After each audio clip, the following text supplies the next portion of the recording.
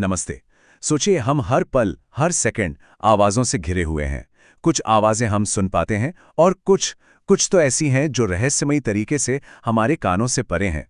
तो आज आइए इसी अदृश्य विज्ञान से पर्दा हटाते हैं और ध्वनि की इस कमाल की दुनिया को समझते हैं। अब ये सवाल सुनने में तो बड़ा सीधा साधा लगता है ना, पर इसका जवाब उतना ही ज्यादा दिलचस्प है। देखिए, ध्वनि सिर्फ कोई शोर नहीं है, ये तो एक फिजिकल फोर्स है, एक ऐसी शक्ति जो हमारे चारों ओर की दुनिया को शेप देती है। तो चलिए एकदम बुनियाद से शुरू करते हैं। अच्छा, तो हर आवाज, चाहे वो सुनी हो या अनसुनी, उसकी कहानी एक ही चीज से शुरू होती है, और वो है ध्वनि तरंग यानी साउंड वेव। अगर हमें ये समझ आ गया, तो समझिए कि सुनने की पूरी प्रक्रिया को समझने की पहली सीढ़ी हमने चढ़ ली। तो असल में ध्वनि है क्या? ये बस एक वाइब्रेशन है, एक कंपन। ये कोई ऐसी चीज नहीं है जो हवा में तैर रही हो, नहीं, बल्कि ये हवा, पानी या किसी ठोस चीज के कणों का कांपना है। मतलब इसे चलने के लिए, ट्रैवल करने के लिए हमेशा एक मीडियम चाहिए। और यही वजह है कि स्पेस के वैक्यूम में यानी निर्वात में पूरी तरह खामोशी होती है, कोई आवाज नहीं। जरा सोचिए, क्या हो अगर हमारे चारों ओर आवाजों की एक पूरी की पूरी दुनिया हो जिसे हम सुन ही नहीं सकते? नहीं, ये कोई कल्पना नहीं है, ये एक हकीकत है, एक अदृश्य ध्वनि स्पेक्ट्रम की सच्चाई। सच तो ये है कि इंसानी कानों की सुनने की क्षमता वो काफी लिमिटेड है। हम सिर्फ 20 हर्ट्ज से लेकर 20,000 हर्ट्ज के बीच की फ्रीक्वेंसीज ही सुन पाते हैं, बस। इससे कम वाली ध्वनि को ऑफ श्रव्य या इंफ्रासोनिक कहते हैं, और इससे ज्यादा वाली को पराश्रव्य या अल्ट्रासोनिक। और ये दोनों ही हमारे लिए पूरी तरह खामोश हैं। लेकिन सिर्फ इसलिए कि हम इसे नहीं सुन सकते, इसका मतलब ये बिल्कुल नहीं है कि वो आवाजें हैं ही नहीं। कुत्ते, बिल्लियां और हाँ, चमगादड़, ये सब उन अल्ट्रासोनिक फ्रीक्वेंसीज को बड़े आराम से सुन सकते हैं जो हमसे पूरी तरह छूट जाती हैं। तो ठीक है, अब हम ये जान गए कि ध्वनि क्या है और कौन-कौन इसे सुन सकता है। पर सवाल ये है कि ये एक जगह से दूसरी जगह पहुंचती कैसे है, और भाई कितनी तेजी से? देखिए, एक स्टैंडर्ड बेसलाइन लें तो 0 डिग्री सेल्सियस पर हवा में ध्वनि की गति होती है 332 मीटर प्रति सेकंड। ये तेज तो है, पर लाइट की स्पीड के मुकाबले कुछ भी नहीं, उसके आसपास भी नहीं। लेकिन रुकिए, ये स्पीड कोई पत्थर की लकीर नहीं है।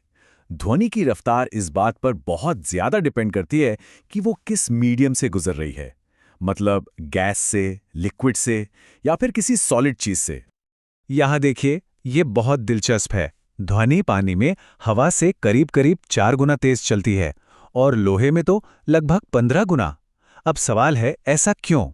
भाई सीधी सी बात है, ठोस चीजों में पार्टिकल्स यानी कण एक दूसरे से बिल्कुल चिपके होते हैं, तो वाइब्रेशन बहुत तेजी से एक से दूसरे तक पहुंच जाता है। और बात सिर्फ मीडियम की नहीं है, तापमान और ह्यूमिडिटी यानी नमी जैसे फैक्टर्स भी साउंड की स्पीड पर असर डालते हैं। हवा जितनी गर्म और नम होगी, ध्वनि उतनी ही तेजी से भागेगी।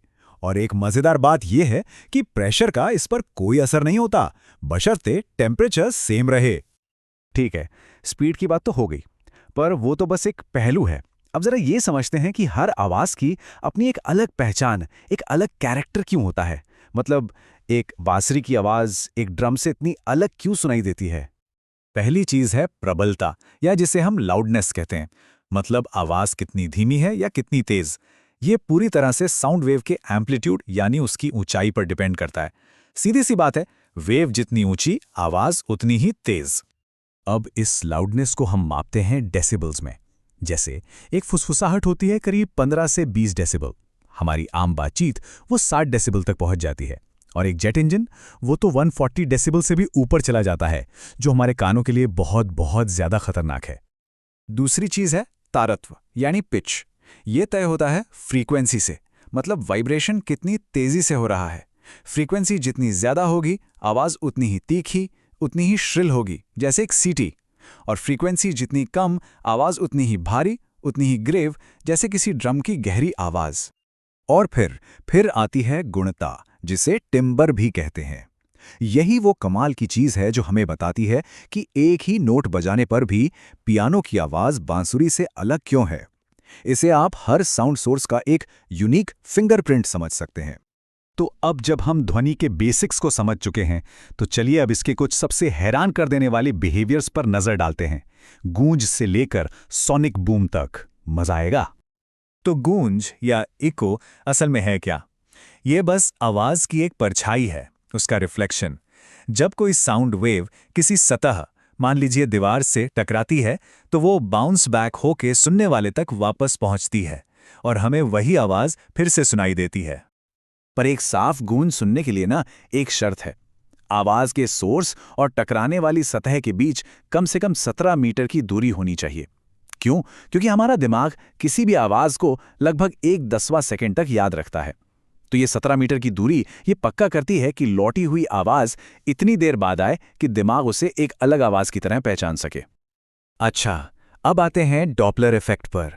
यह एक ऐसी चीज है जिसे हम सब ने एक्सपीरियंस किया है, पक्का, भले ही इसका नाम ना पता हो। ये आवाज की पिच में वो बदलाव है जो तब होता है जब आवाज का सोर्स हमारी तरफ आ रहा हो या हमसे दूर जा रहा हो। इसका सबसे बढ़िया, सबसे क्लासिक एग्जाम्पल है एक एम्बुलेंस का सायरन। सोचिए, जब वो हमारी तरफ आती है तो सायरन की आवाज कितनी तीखी, कितनी हाई पिच लगती है ना? ऐसा इसलिए क्योंकि साउंड वेव्स दब जाती हैं, फ्रीक्वेंसी बढ़ जाती है, और जैसे ही वो हमसे दूर जाने लगती है, आवाज भारी हो जाती है, लो पिच, क्योंकि अब वेव्स फैल जाती हैं और फ्रीक्वेंसी कम हो जाती है। यही है डॉपलर इफेक्ट। और जब कोई चीज, कोई ऑब्जेक्ट साउंड की स्पीड से भी तेज चले तो तब हम उसकी स्पीड को मैक नंबर में मापते हैं। मैक 1 मतलब साउंड की स्पीड के बराबर, मैक 2 मतलब साउंड की स्पीड से 2 गुना, और इसी तरह आगे। तो जब कोई प्लेन या कोई भी चीज इस साउंड बैरियर को तोड़ती है तो वो अपने पीछे शॉक वेव्स का एक कोन, एक शंकु बनाती है, और जब ये शॉक वेव जमीन पर हमारे पास से गुजरती है तो एक जोरदार धमाके जैसी, गड़गड़ाहट जैसी आवाज सुनाई देती है। और दोस्तों, यही है सोनिक बूम। तो देखा, ध्वनि सिर्फ एक मामूली कंपन से कहीं ज्यादा है। ये तो उन अदृश्य फिजिकल लॉज का सबूत है जो हमारी दुनिया को, हमारे एक्सपीरियंस को शेप देते हैं। और ये हमें सोचने पर मजबूर करता है कि और कौन सी ऐसी अदृश्य तरंगे और शक्तियां हैं जो हर पल अभी इसी वक्त हमारी दुनिया को बना रही हैं और बदल रही हैं।